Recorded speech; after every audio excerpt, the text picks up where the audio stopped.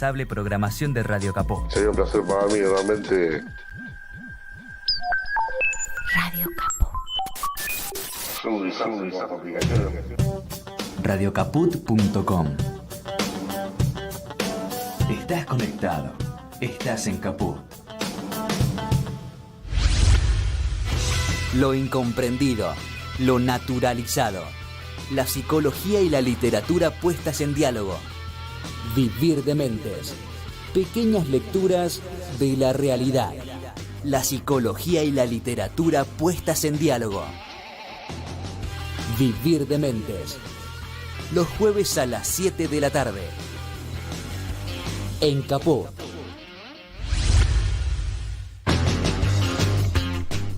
Muy buenas, calurosas y pesadas tardes a todos, todas y todes. Hola, Rodo. Hola, ¿cómo te va? ¿Todo bien? Todo bien. ¿De 10 para 11? De 10 para menos 10. ¿Todo bien, Chino? ¿De 10 para 11? Sí, el Qué chino gran- dice que yo sí. todo bien. Él está todo bien. A esta altura del año. Ya está. Día 150 de diciembre. Nunca creí que iba a decir esto, pero siento que diciembre se me está haciendo eterno. Y, sí, está durando bastante diciembre. ¿Sabes lo que hace enero entonces?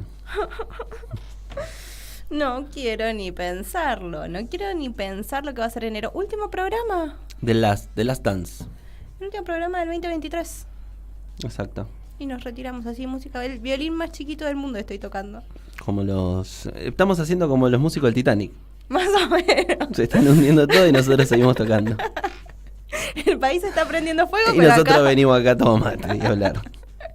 Es verdad, es verdad.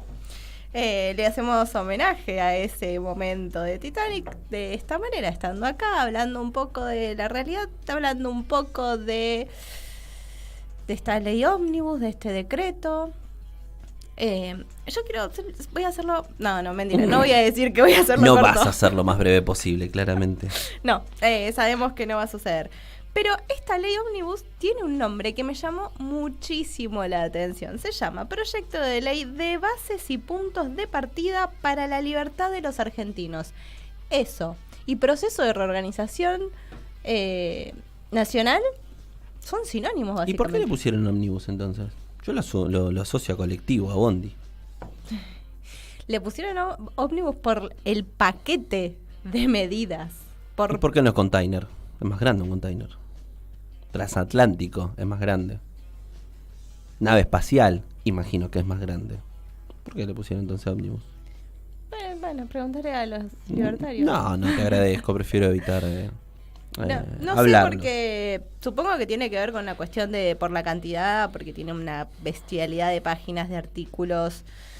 Un articulado básicamente declara la emergencia y le da todos los poderes a una sola persona, a un solo monarca. Porque literalmente lo que está haciendo es ser un monarca. Ujú, en tiempos de democracia. En tiempo de democracia, un monarca votado tenemos, señores y señoras. Bueno, primero eso, me llama la atención el nombre, y después otra cosa que me hizo acordar mucho, que lo hablamos un poco la semana pasada cuando leímos 1984. 1984, ¿sabes, no? Exactamente. De George Orwell.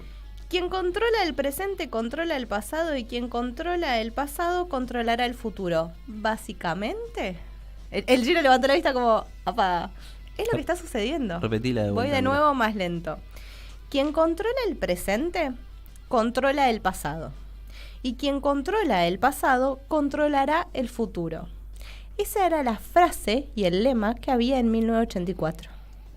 Exacto, porque el gran hermano lo que hacía era, al controlar el presente, modificaba todo lo que había pasado antes. Entonces, cuando estaban en guerra con un continente, decía que durante toda su historia habían estado mal, y cuando cambiaban y estaban en guerra con otro continente, a su vez cambiaban todos los libros de historia y modificaban toda la historia. Uh-huh. Bueno, y básicamente es lo que está haciendo este presidente. De alguna manera está modificando, porque ahora el problema es solamente los gobiernos peronistas. Él se olvida que en el medio de entre los gobiernos de Néstor y Cristina y el gobierno de Alberto estuvo el gobierno de Macri, que el señor Caputo fue el que nos endeudó. Y, oh, casualidad, ¿quién está de nuevo ahí? Caputo. Entonces es como que está controlando y eligiendo qué contarte, cómo te lo cuento, qué cosas te digo del manual y qué cosas no. Aparte de la reivindicación de los 90. del neoliberalismo. Vuelve ahí- la ley de obediencia debida. Modifica el artículo 34 del Código Penal. Ay, ya me indigné. Ujú. No puedo conmigo. Te cuento las redes. Nos puedes encontrar en Twitter, Instagram y Facebook como Radio Caput. Nuestros oyentes se pueden comunicar al 11 65 16 44 46. Y las redes de nuestro programa son... En Instagram, vivir.dementes. En Twitter es vivir_dementes. Y ya está, no tenemos más. Y por Gmail es vivir.dementes@gmail.com. Ay, sí, nunca me acuerdo del mail. Ah, mira. Muy bien, muy bien. Muy bien. Y para que yo no me siga enojando, vamos a escuchar qué cosa. Y vamos a darte la razón. Los Caligaris.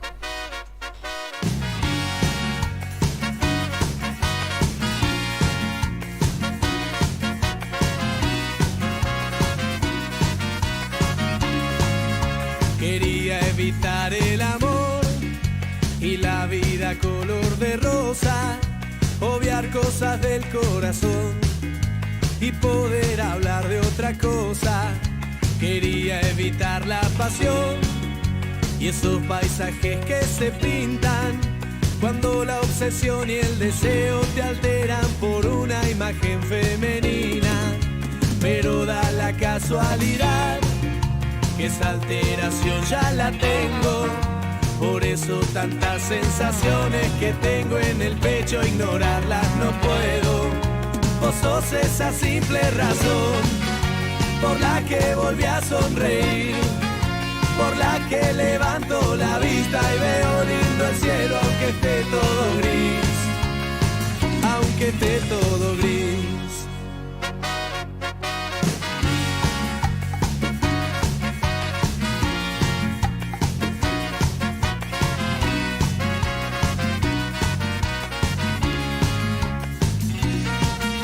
Te juro que ya me rendí, porque aunque lo busque y lo busque, no puedo creer que de vos no exista algo que no me guste.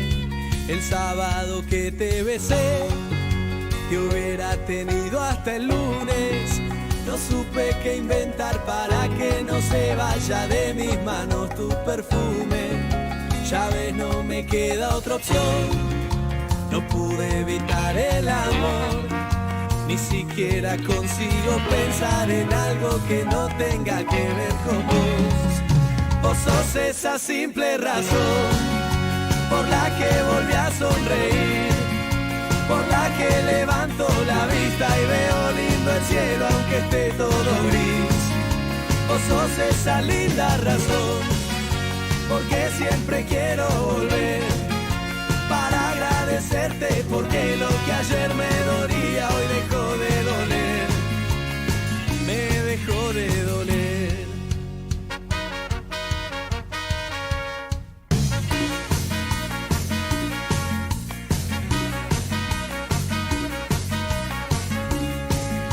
Vos sos esa simple razón y volví a sonreír, aunque esté todo gris. Vos sos esa linda razón porque siempre quiero volver para agradecerte, porque lo que ayer me dolía hoy dejó de doler, me dejó de doler. Vos sos esa simple razón porque ayer lo que dolía me dejó de doler. Así hay que estar así, mansitos, tranquilos, para no tener un pico de estrés en las fiestas.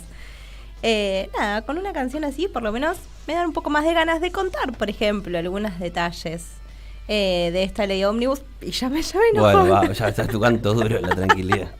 No, voy a contar algo que es gracioso de alguna manera y hay que reírnos, porque de esto se sale riéndonos y resistiendo, se sale riéndonos y estando haciendo, como dijimos siempre, tejiendo redes, tejiendo con quién estar, con quién nos podemos acompañar.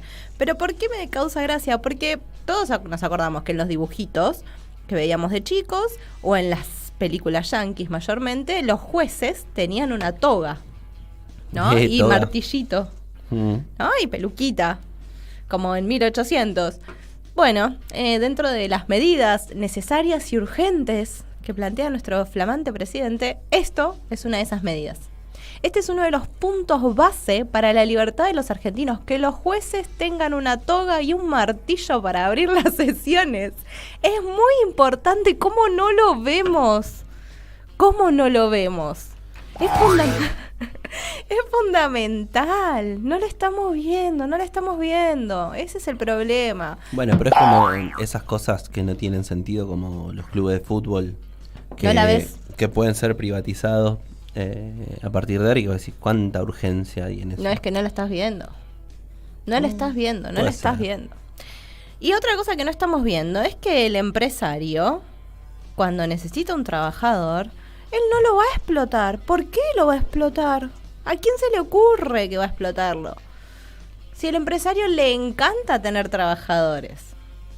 La otra vez estaba viendo el video de Te lo resumo, que habla del menemismo y que explicaba esto de las privatizaciones y las primeras compañías celulares que había. Estaba Personal, estaba CTI en su momento y Movistar. Y decía que como las concesiones eran de esas tres, decían, bueno, entonces se van a pelear por el cliente y van a tener un buen servicio.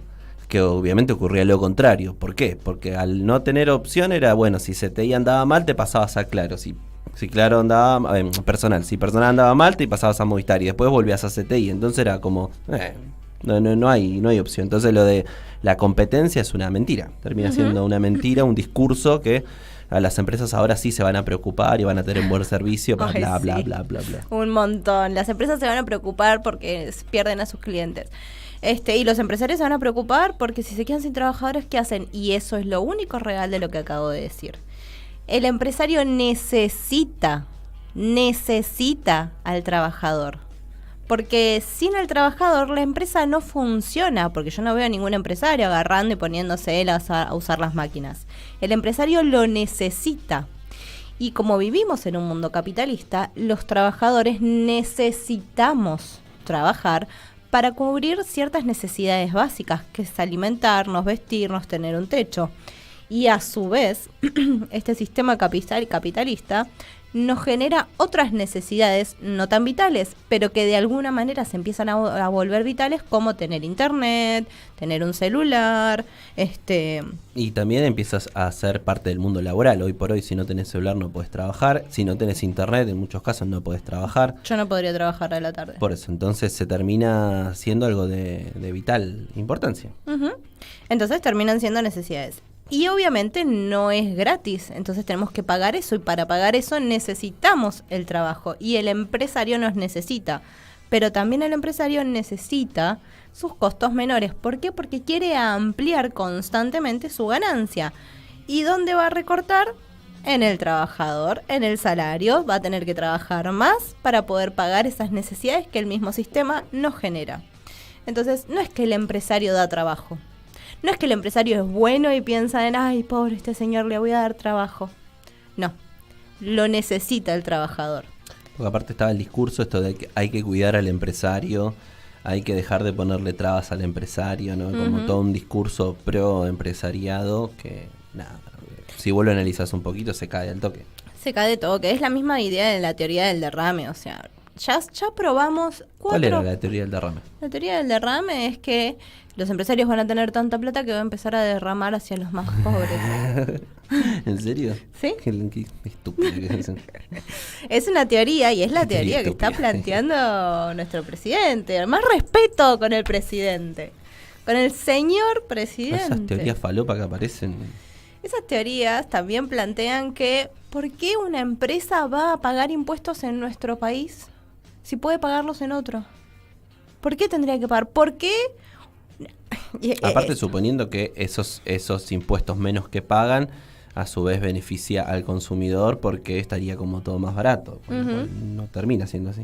No solo no termina siendo así, porque todos esos impuestos que no pagan es ganancia para esas empresas, sino también esta cuestión de que dentro de estas necesidades y urgencias, que ahí me acuerdo mucho de los 90 también, dentro de estas necesidades y urgencias está planteado la derogación de la ley de tierras, la derogación del cuidado de los glaciares, la derogación de la ley de fuego, la derogación de poder vender las tierras a toda persona que venga extranjera. Bueno, eso me hace acordar mucho en los 90, ¿no? Ese famoso reactor nuclear que se necesitaba entregar.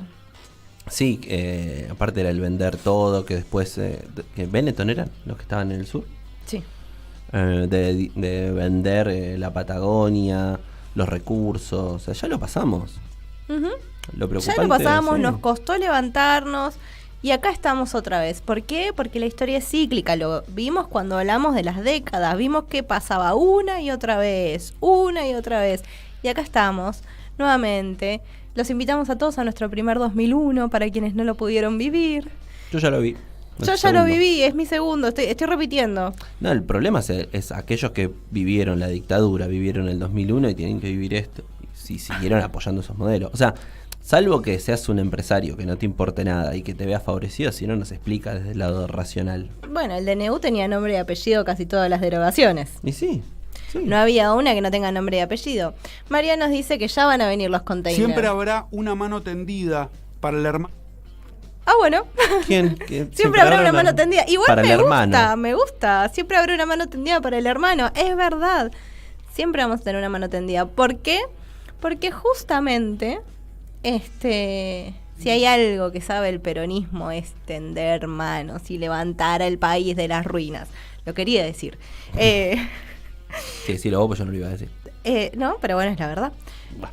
Ya vendrán los containers, dice María, así que aguantémoslo un cachito porque él dijo que todavía hay más. Y en el momento en que leí eso me vino la imagen de Homero Simpson, aún hay más. En referencia al Resplandor de Kubrick y Stephen King. La historia ya vienen cambiándola, también nos dicen referencia a lo que hablábamos de 1984. Y hace mucho nos dicen cosas como... Hace mucho nos dicen cosas como el color blanco del caballo de San Martín. Claro, bueno, hablando justamente de esto de adulterar la historia y a generar efectos Mandela. Porque eso también lo hablamos en algún momento. ¿No era blanco el caballo de San Martín? Es lo que dice el caballo blanco de San Martín, pero no, si no me equivoco, cruzó en mula. Ah, mira. ¿Y era porque blanca la mula? Cruzó... claro, en camilla. En camilla, gracias, no me salía. Capaz que él lo veía blanco, porque estaban delirando de la fiebre. No lo sabe. Bueno. Inchequeable. Inchequeable. Bueno, pero todo lo que pasó de historia y hay muy pocos fragmentos. Y la historia la escribieron los que ganaron. Entonces la versión que nos llegan ahora es fragmentada y con una determinada óptica. Sí, es verdad. De hecho, por eso está todo el revisionismo histórico que se planteaba y se sigue planteando, que dentro de poco por ahí ya no se puede plantear, porque no vamos a poder ni pensar, no nos podemos juntar 3 personas a tomar mate en una plaza sin avisarle a la ministra de Seguridad. Eso es muy 70. Eso está dentro de la ley ómnibus. Más de 3 personas en una plaza tiene que ser informado, señores. Que eso y la dictadura está a un paso.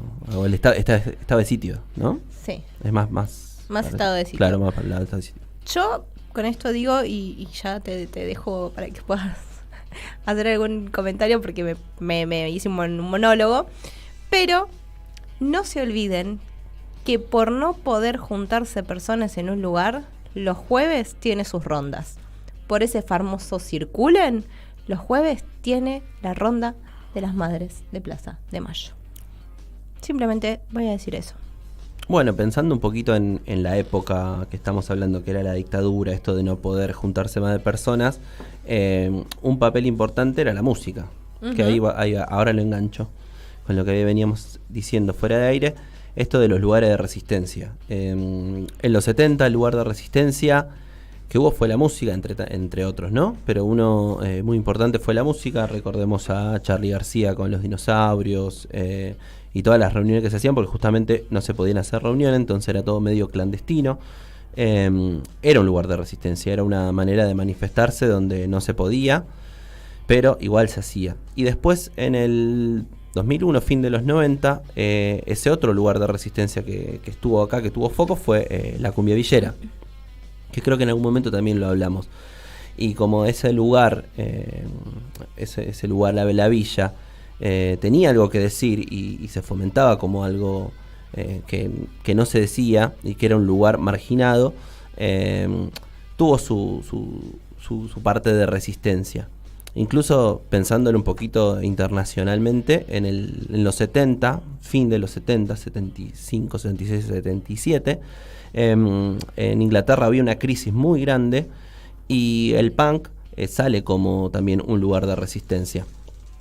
Es decir, que la música es una forma de resistencia, o sea, y en esos momentos las juventudes siempre estuvieron ahí resistiendo. Uh-huh. Y pensaba, esto tiene que ver con la lectura que vamos a hacer hoy, y me acordé de otro punto de esta ley que tiene que ver con la derogación de la ley del libro. ¿Por qué? Porque hasta ahora no he encontrado una sola medida que beneficie al pueblo. ¿Te la cuento? Te la cuento después de un tema, porque ya seguro hice enojar a más de uno. Y vamos con un tema también de los 90 que hablaba de la política, que se llama Olvídalo y volverá por más, de Hermética.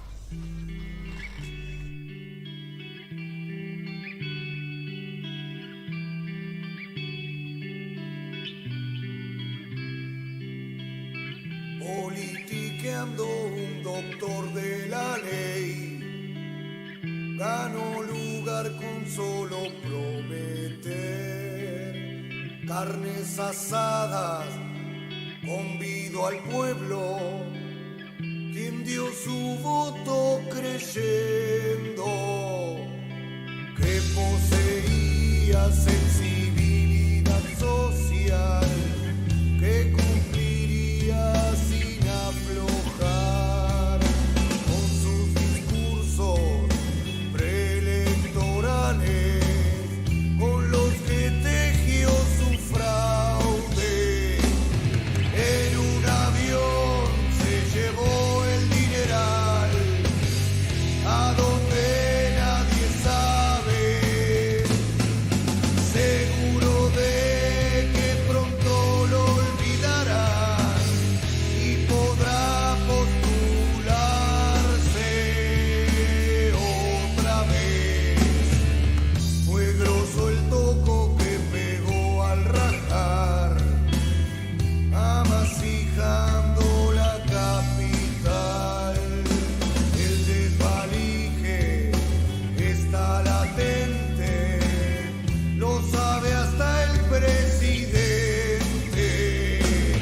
En un avión se llevó el dineral a donde nadie sabe, por supuesto, seguro de que pronto lo olvidarán y podrá postularse otra vez nuevamente.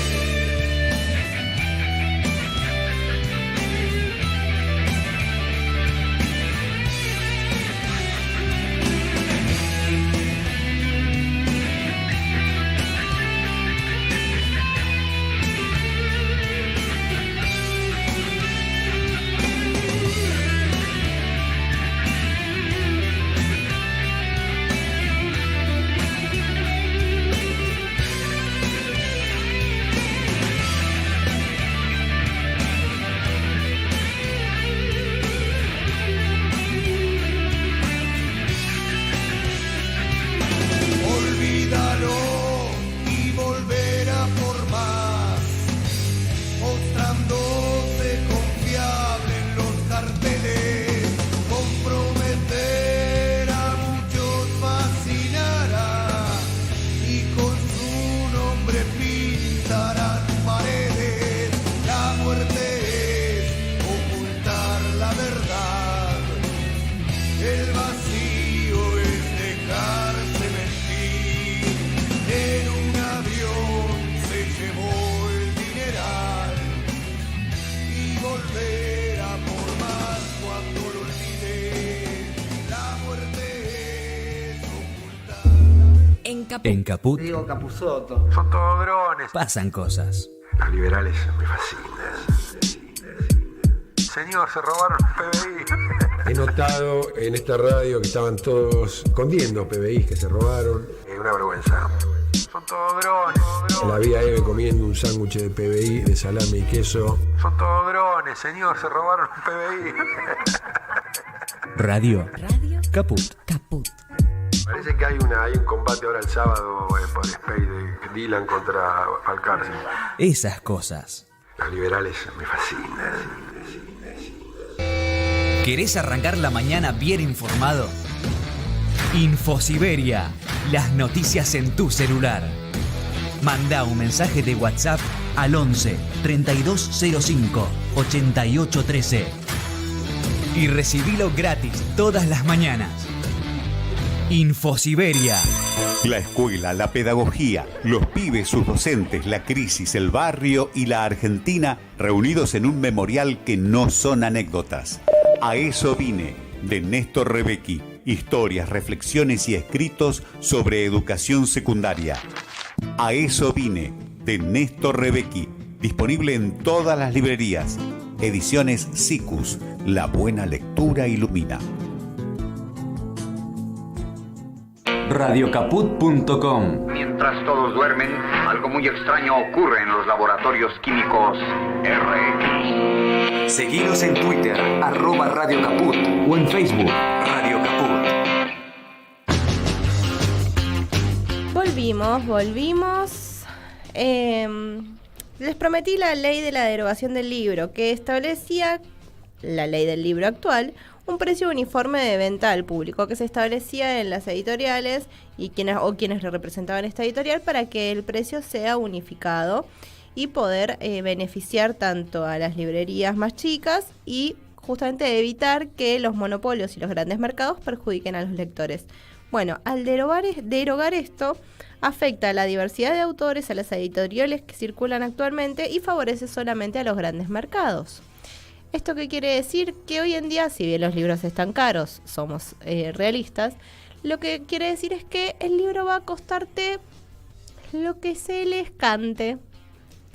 No va a haber un precio uniforme para los libros nuevos, lo cual va a generar muchas complicaciones para poder acceder a la cultura. Y no es la única forma que están atacando a la cultura esta. También atacan a la cultura con el recorte abismal que se hace a los institutos, con el recorte abismal que se hace en materia de cultura.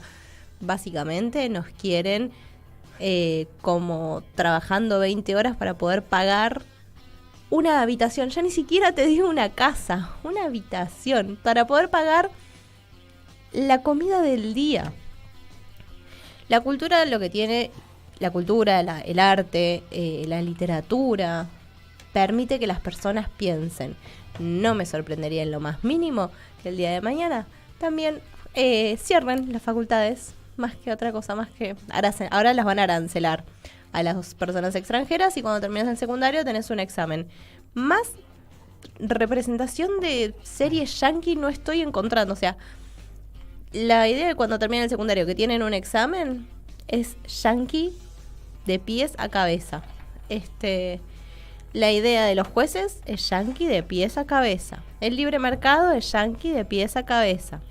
Puntos y bases para la liberación de los argentinos. Hasta ahora no nos veo ni libres ni argentinos dentro de poco. ¿Hiciste catarsis? ¿Ya está? Una sola cosa más quiero decir y te juro que freno. Quiere que vuelvan los manicomios y las internaciones involuntarias. Quiere modificar el artículo 34 del Código Penal. Quiere que vuelva la ley de obediencia debida. Básicamente estamos retrocediendo a 1800 con todo lo que nos costó la nueva ley de salud mental, que de nueva ya no tiene nada porque tiene más de 10 años. Este señor invita a que haya nuevamente internaciones involuntarias. Ahora sí terminé. ¿Ahora sí? Sí, ya ¿Está? me calmé. ¿Basta de política? Sí. Bueno, genial. Dame 2 minutos igual. No, basta, ya está. Suficiente. ¿Cuánto fue? ¿Media hora? Y el programa anterior también.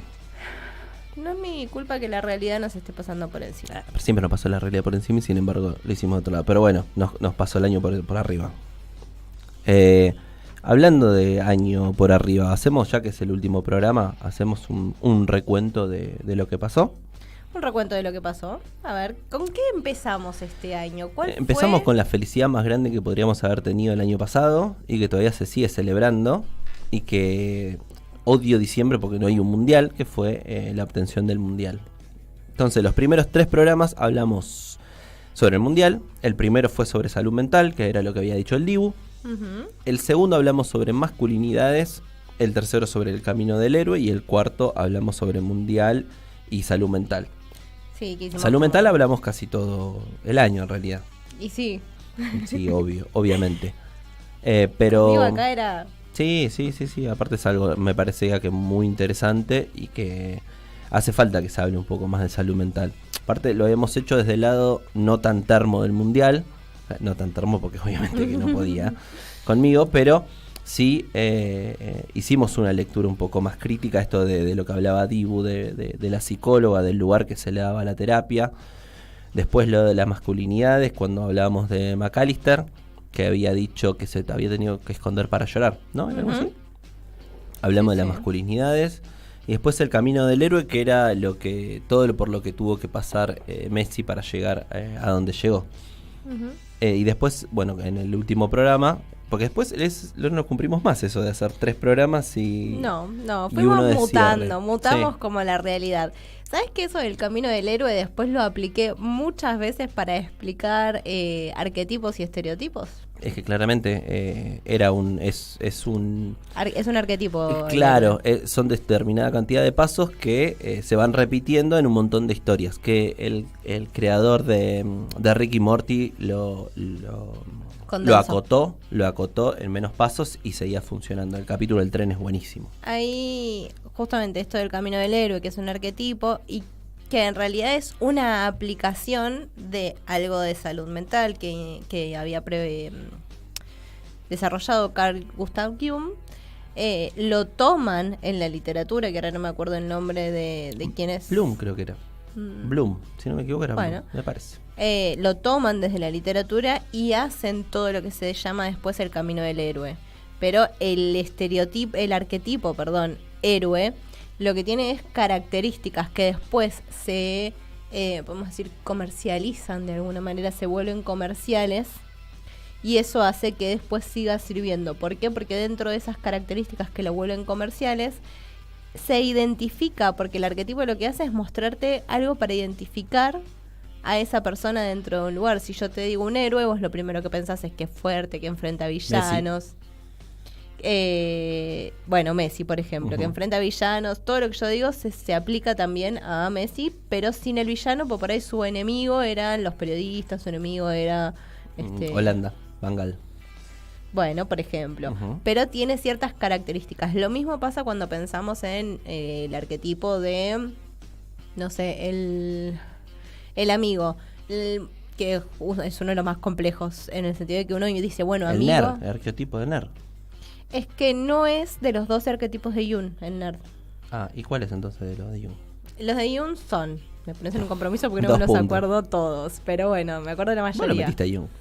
Bueno, no me los acuerdo todos, dije. A ver. El mago, el gobernante, el mago, el mago, el gobernante, el héroe, el amante, el bufón, el rebelde.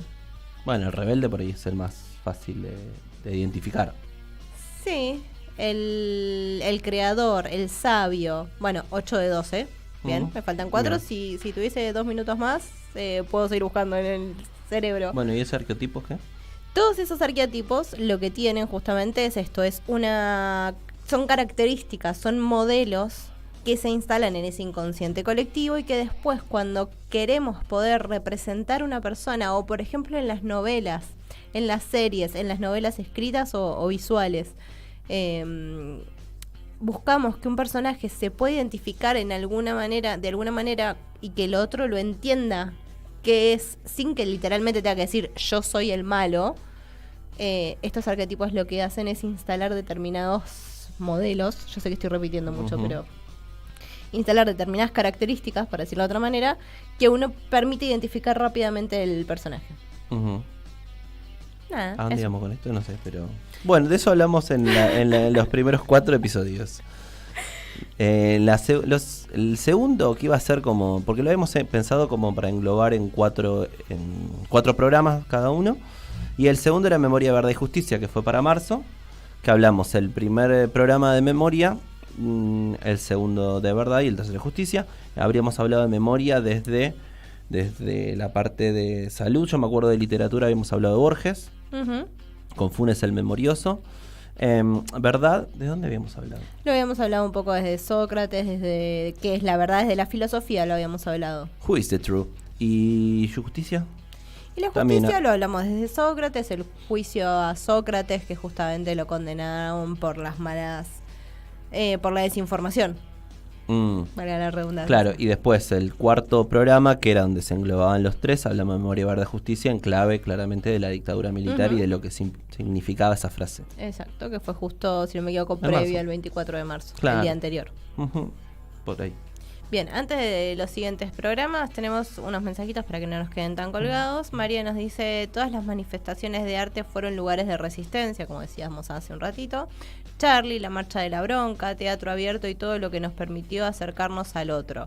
Y justamente esto de acercarnos al otro y poder entender también, acercarnos desde un lugar sano, ¿no? Y hablando de lugares sanos, también rompimos con esa idea de lo que era sano antes. Exacto, porque en el tercer bloque de programas habíamos puesto repensar los vínculos, habíamos hablado del amor romántico, cuando hablé de Ranma Medio y de los temas que nos habían hecho, que después quería ver algo de eso más adelante. Femicidios, y hablamos de violencia de género, el círculo de la violencia. ¿Qué más habíamos hablado? Contamos algunos femicidios, cómo surge la figura del femicidio, hablamos del amor romántico, de cómo se terminaba instalando ese amor romántico en la sociedad mediante justamente las series, los libros, cómo se representaba, qué constituía, hablábamos del amor sano, hablamos de las relaciones abiertas también, cuando repensamos los vínculos en general. El cuarto programa de ese bloque hablábamos de las relaciones abiertas, del poliamor, de las nuevas formas de vincularnos. De todo eso hablamos. Sí. Mira, quedó tan atrás en el tiempo que fue en abril eso. Y fue en abril eso. ¿No? Después en el cuarto conjunto de programas, ahí sí que no me acuerdo tanto, porque anoté poder, adopción y salud mental. Poder, hablamos desde Foucault, hablamos del panóptico, ahí también hablamos un poco de 1984, trajimos un poco de esas referencias, hablamos de adopciones, que hicimos la entrevista a estos chicos que hablaban de la adopción, que ahora no me acuerdo el nombre de la página, pero adopción a chicos más grandes, ya no a los bebés. Sí. Hablamos un poco de lo difícil que era la adopción en algún momento, y que justamente cuando el chico es más grande y que los están expulsados de alguna manera de esos deseos de maternar culturales, no quieren a un adolescente, no quieren a un nene de 5 o 6 años, quieren al bebé porque quieren satisfacer. ¿Y dónde estaba ese deseo de maternar? Si era en la satisfacción de cumplir un mandato cultural, o esa satisfacción estaba en otro lugar, estaba justamente en la verdadera, se me lenguó la traba, en la verdad de lo que era la maternidad. Todo eso hablamos. Ay, no me acuerdo la página. Ahora te la digo mientras pensamos. También habíamos hablado con no me acuerdo quién era, pero que había adoptado chicos grandes, y habíamos dicho la página, el libro que estaba bueno. Y después fuimos a las décadas, que hablamos de los 70, de los 80, de los 90, del 2000 y la década del 2010. Que ya ahí, igual en la etapa anterior, me parece que ya se había perdido esto de conglomerarlo en 3 programas y uno que cierre. Ya acá habíamos hablado directamente de adopción NG, que es adopten niños grandes. Ahí está. Esa es la página de Instagram. Sí. Ahí lo pueden buscar. En vivir.dementes está el videito cuando hablamos con Víctor. Ahí está, Víctor, no me acordaba el nombre. Y después hablamos de las décadas, 70, 80, 90, 2000 y 2010. Hicimos un repaso por nuestra historia. Sí. La música de algunas épocas tenía ese qué sé yo, y ahí es donde ya lo político se nos hizo carne. Fue un poco más difícil dejarlo, porque muchas cosas de lo que estaba sucediendo en esas décadas estaba sucediendo solamente en este año acá. Claro, porque el plano internacional hablamos poco y nada. Claro, sí. Hablamos poco y nada, en algunas que otras hablamos un poco más. La de los 90 creo que era la más interesante en cuanto a hechos y todo. Bueno, se está volviendo a repetir ciertas cosas, pero todo lo que había pasado en los 90 era muy surrealista. Había cosas, y el otro día cuando escuchaba el de Te lo resumo, también había cosas que son increíbles de entender. Así que ahí habíamos hablado de los 70, de los 80, de los 90, del 2000 y del 2010, habíamos llegado hasta el 2019, ¿no? Habíamos llegado hasta el 2019, exacto. Y después la última parte fue de consumos problemáticos. Hicimos, sí, es verdad, eso me había olvidado, hablamos de consumos problemáticos. Consumos problemáticos no solo como las sustancias, y hablábamos de la diferencia entre la sustancia y las sustancias, la droga y las drogas, como en realidad deberíamos entenderlo. Hablamos también de que estaba la mirada abstencionista, la reducción de riesgos y daños. Bueno, ahí también hicimos un gran abanico de todo lo que tenía que ver con la salud mental, porque es justamente una problemática también de salud mental, y pensar el trabajar los consumos problemáticos desde una mirada integral. Me había olvidado que hablamos de eso, mira. Sí, que ahí estuviste varios programas, creo, sola, porque habías tenido problemillas. Y con eso cerramos el Fue año. un año muy variado, ¿eh? Sí, fuimos mutando acorde a la situación. Sí, fuimos mutando, también, bueno, trabajamos distintos temas. Nos quedaron un montón de cosas por fuera, un montón de temones. También hablamos de maternidad, que hablamos con Leda cuando hablamos de maternidad. Es verdad, habíamos hablado de maternidades. Y también nos había quedado que Marcela no pudo estar. Le mandamos un saludo a Marcela. Sí, mira, ay, qué lindo hacer el recuento de año. Y está lindo hacerlo. Y acá me pongo un poco hablando de salud mental. Cuando termina el año, a veces uno mira para atrás y dice, uy, qué año difícil, qué año largo, esto que dije yo al principio, diciembre se me está haciendo eterno. Pero ahora que hicimos un recuento de cuántas cosas sí logramos hacer este año, de cuántas pequeñas victorias, podríamos decir, de cuántas pequeñas metas alcanzamos, es lindo hacer el recuento del año. Sí, aparte me parece que esto que hablábamos del lugar de resistencia, esto es un lugar de resistencia a su manera. Caput es resistencia. Bueno, hablo de nuestro espacio más, porque si bien no militamos directamente, no era un programa de militancia ni nada, sí se habló de cosas que me parece que intentaban justamente eso, ¿no? Esto de la resistencia. Intentaba resistir, intentaba también. Yo lo que les dije mucho a mis estudiantes este año es, yo no quiero que piensen como yo solo quiero que piensen. Que puedan agarrar una noticia, desmenuzarla y decir estoy de acuerdo o estoy en contra. Yo, si están en contra de lo que yo digo, no me voy a enojar, pero quiero que puedan pensar. Y eso era lo más importante para mí cuando vimos medios masivos de comunicación, cuando vimos los arquetipos y estereotipos. A mí me importaba que ellos puedan pensar. Porque justamente lo que está haciendo esta realidad es que no pensemos, que seamos sujetos individuales. El estar todo el día con las redes sociales, con el TikTok, con el Instagram, con cualquiera de las... Con el TikTok son re viejos. Están con esta gente que está con el TikTok ahí. Que están todo el día con el escroleo, lo que hace es que seamos sujetos individuales, que nos aislemos, que no pensemos, porque tenemos todo inmediatamente...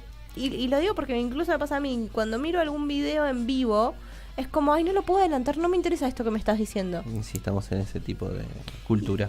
Y eso es lo que está haciendo que no pensemos. Entonces me parece que está buena la idea de invitarlos a pensar, porque la literatura, la psicología, la filosofía, todas las disciplinas nos ayudan a pensar. Y ya que estamos hablando de aguantar y de resistencia, vamos con Fuerza para Aguantar de Ramones.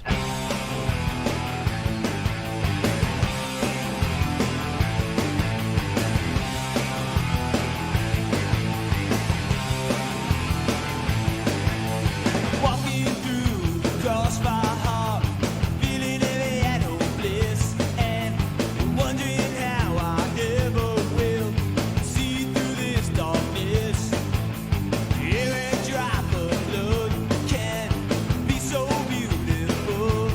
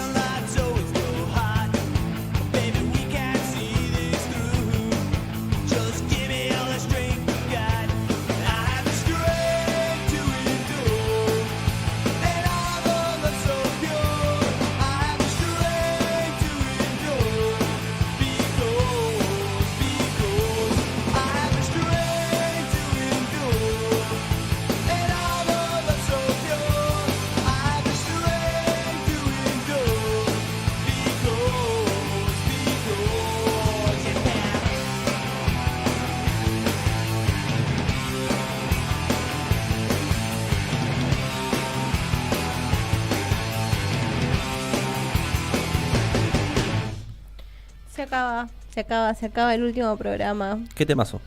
No podía haber un último programa sin un tema de Ramones. Era una cuestión ética y moral mía. Sí, tuya, claro. Sí, obvio, no, claramente era mía. No, bueno, recién fuera del aire estábamos hablando de esto, ¿no? De que vamos a hacer el año que viene. Todavía la resistencia se está planificando, ya veremos.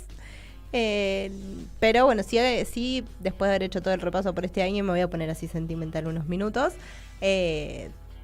Además de agradecer el espacio Radio Caput, claramente. Claro, muchas gracias. De haber estado acá, de haber compartido no solo con esta hora, con el chino, con toda la gente que está del otro lado, sino también con todo lo que es la familia. Ahí está el chino.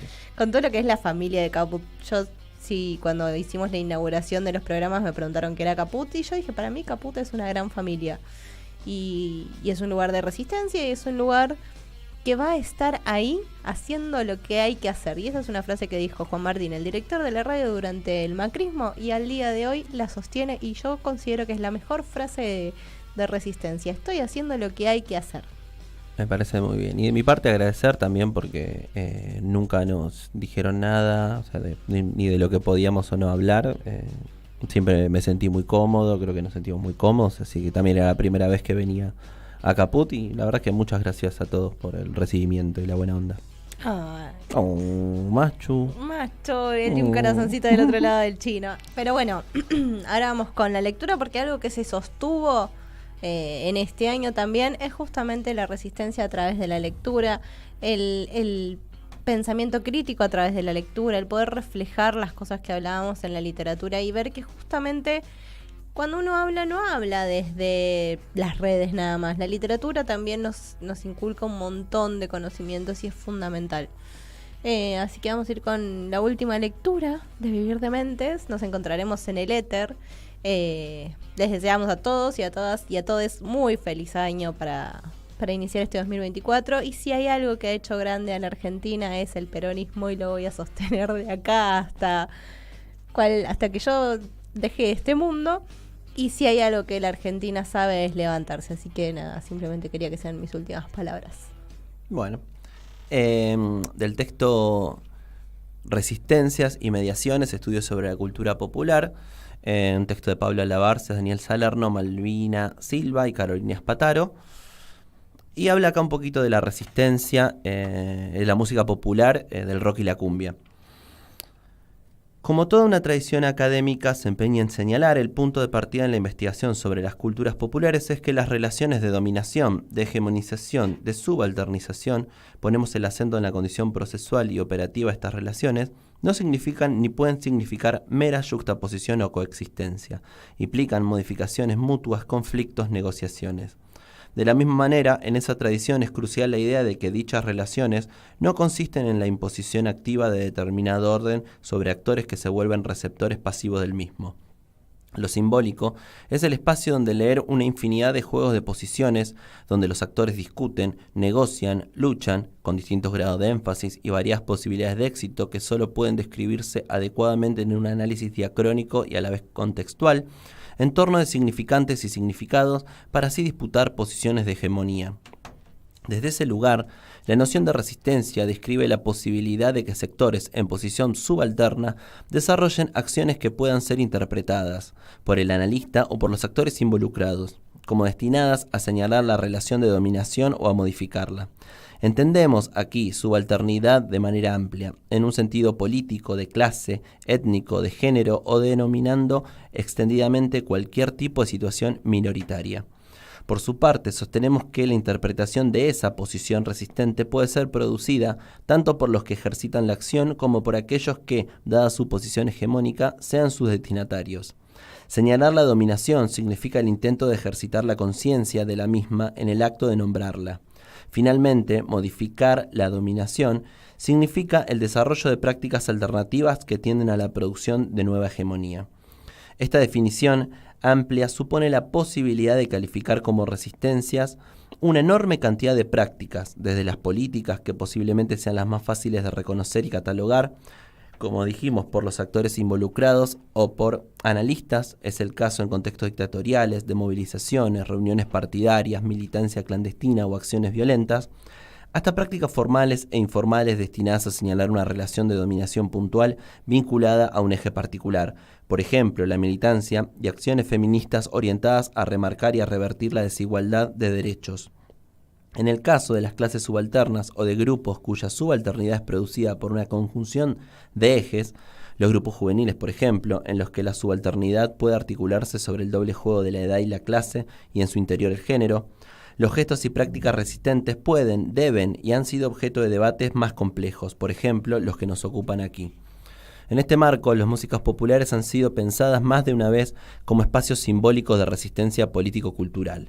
En ciertos contextos, esa operación o funcionalización de determinadas producciones musicales se vuelve sumamente visible, por ejemplo, en los momentos dictatoriales en los que la música popular puede aparecer condensando expectativas e ilusiones democráticas, tanto a favor de la posibilidad metafórica de las letras, el juego de la ilusión y la perífrasis, o a veces la mera atribución imaginaria de sentidos contestatarios por parte de los públicos cuando la oscuridad metafórica así lo permite, como de la capacidad convocante del ritual del concierto o el recital, ritual que en determinados contextos puede revertirse de características de zona liberada. Pero esa posibilidad interpretativa también puede extenderse a otras situaciones políticas, por ejemplo las analizadas en las culturas juveniles británicas, en las que la música popular y los rituales añadidos funcionaban como espacio de resistencia.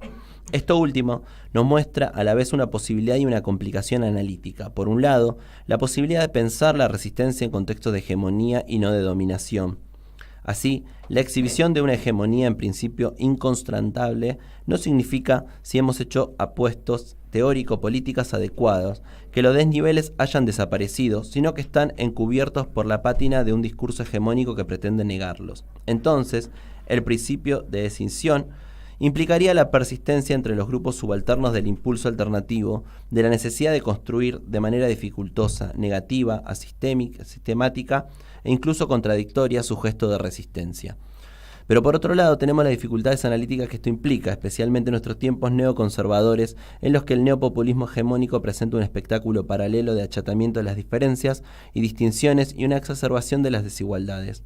Este cuadro nos exige una aguda habilidad metodológica unida a una exasperada reflexibilidad, para poder reconocer esta escisión donde no parece haber más que aquiescencias pasivas o activas, pero a la vez para no dejarnos llevar por un populismo sustancionalista que crea leer en cada práctica subalterna la promesa de un desvío simbólico o de una transgresión política. En el caso de la música popular, esta decisión supone entrenar la mirada. Exige la construcción de una lectura compleja que no puede reducirse a la superficie del texto poético, es decir, las condiciones de producción del mercado de la cultura y las relaciones de producción cultural, donde estos actores son más fácilmente reconocibles, mediante las declaraciones y las posturas de los músicos o de la crítica periodística. Y las letras también, y claro que sí, en el sentido de la crítica estética o la evaluación política, también en cuanto a que esa evaluación en el interior del campo implica posiciones de campo. Está bien. Cierta calidad poética convierte a algunos compositores en artistas o poetas. El ejemplo por antonomasia es Spinetta, mientras que la supuesta degradación realista o denuncia limita a otros a la posición de cronistas de la realidad.